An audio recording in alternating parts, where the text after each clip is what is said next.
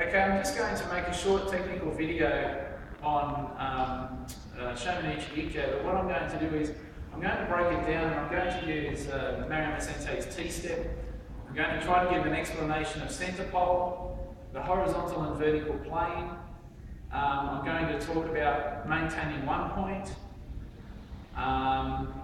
The explanation is going to be probably a lot more in depth than you're used to hearing, and I'm going to try to bring you up to speed with what is happening inside my body according to Maruyama Sensei's principles in the lead up to the contact with the arm or uke. We're filming this in my dojo in Hobart.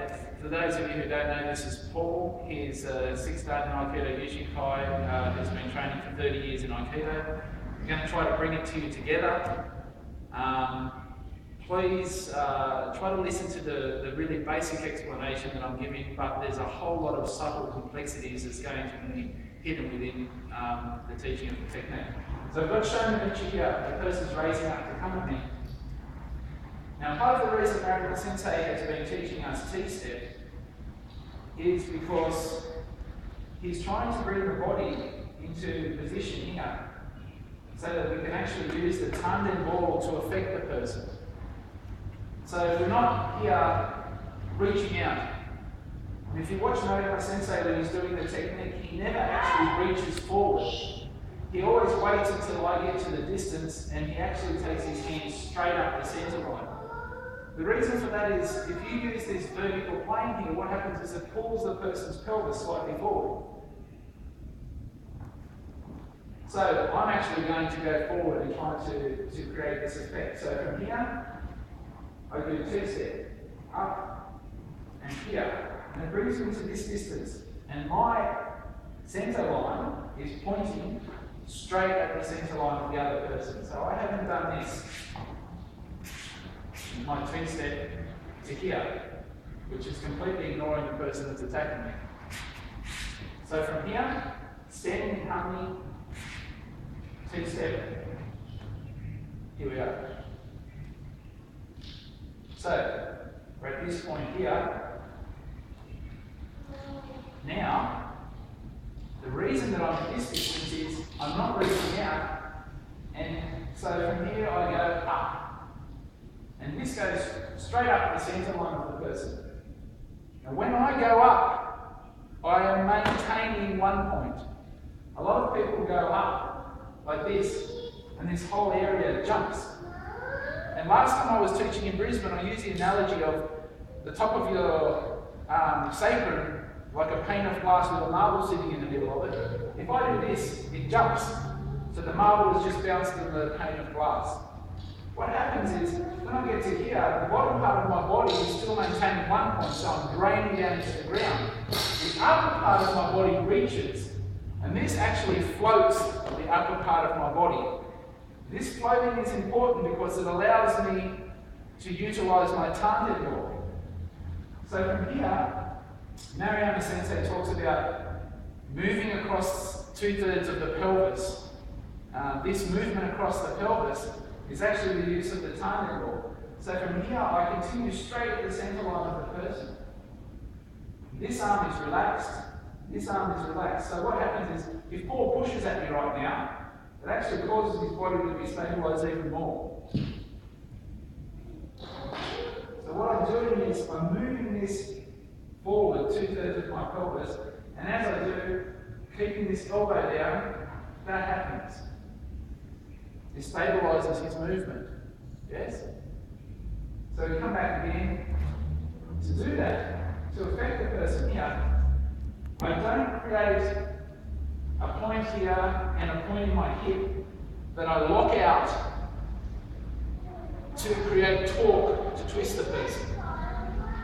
If I'm talking about turning around the center pole of my body, if I do this, the center pole of my body is actually leaning.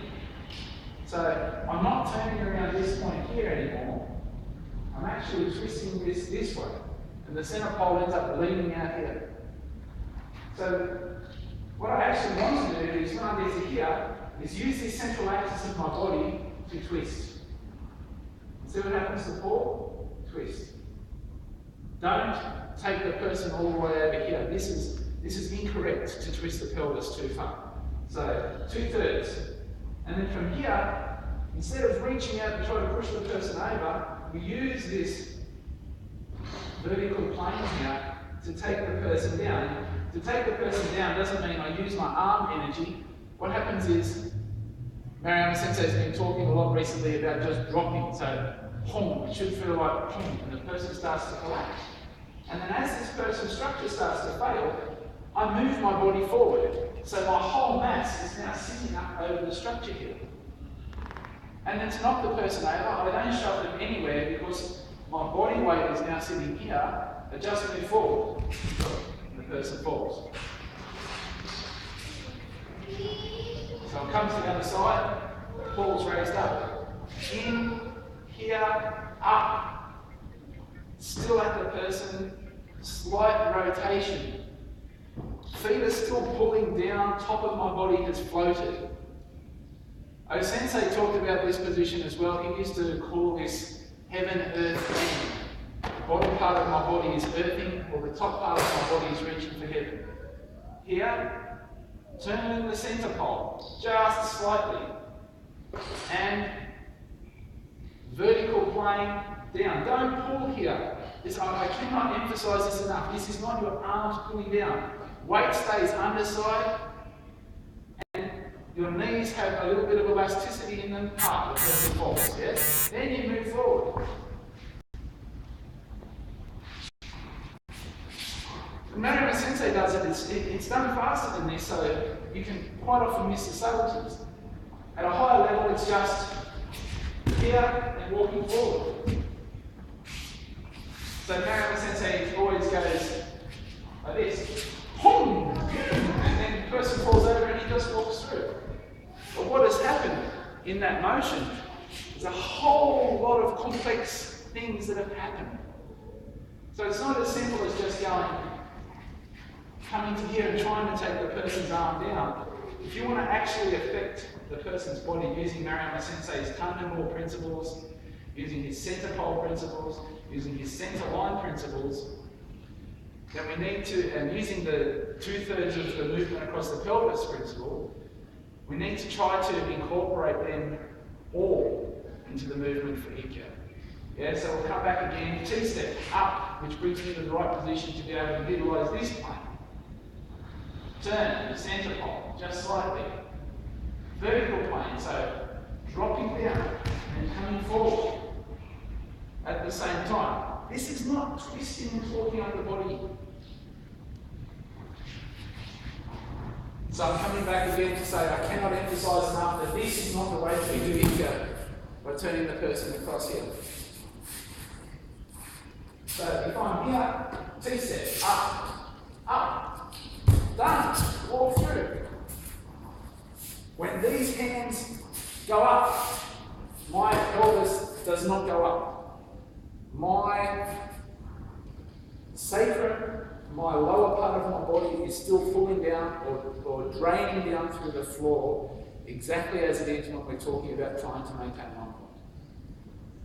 Yeah, and the hands here are relaxed. So don't come in and hit pull here or this thrust up really hard so that you clash and injure the person.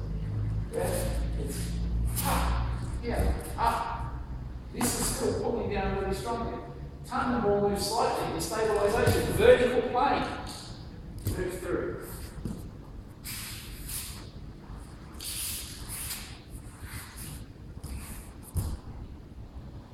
Here, not twist, just a slight movement of the Tanden Ball, relax, down. When we're doing it at a higher level, say Reitai, which is Mariama Sensei's new version of the 2 higher levels of Aikido. And we utilise all of those principles together to have this outcome. Down.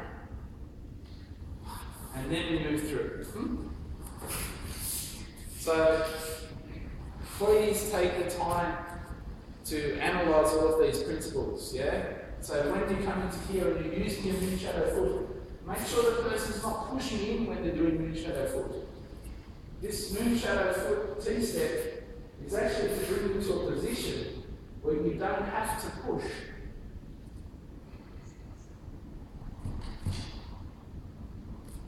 So we're trying to learn to do our Aikido without doing this. And reaching out for the person, which spills my Tanden Ball. My marble would have shot off and hit the floor between Paul's feet. So taking our time with trying to fit the principles to the technique is part of what I want to help people with as we go forward. So looking at the principles of Mariana Sensei's movement within technique that's been slowed down. I hope this has been helpful, and I'll produce some more in the next couple of weeks.